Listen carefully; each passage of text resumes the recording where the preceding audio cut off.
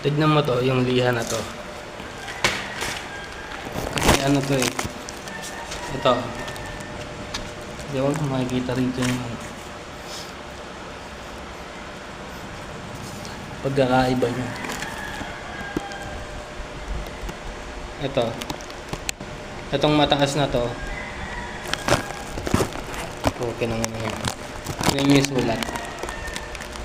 Itong mataas, malinaw yung pagka-black. Yung sulat niya. Itong maliit naman, malabo. Hindi mo makita eh. Ayan. Itong mataas, black yung sulat niya. Itong maliit, black din naman kaya lang malabo.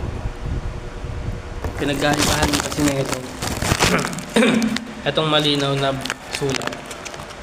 Maganda to, matigas. Matagal mapudpod. Ito, malambot. Ayan.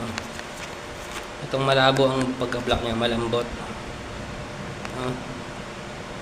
Tapos mabilis pang mapudpod. Bad trip gamitin to eh. Pudpod agad. Parang peke.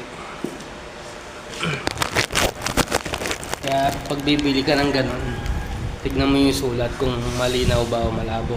Pag malabo yung sulat, pangit yun kasi malambot. Mabilis mapudpod.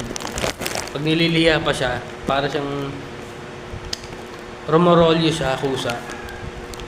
Hindi siya katulad ng isa na matigas. Talagang solid siya pag niliha mo siya. Sa bagay, wala ka naman pakialam mo rin ipukin na yun. Sabi ko pa eh, no? Sisip-isip ko siguro. Ano pakialam ko dyan? Utangin na mo kahit ka. Kaya mo na.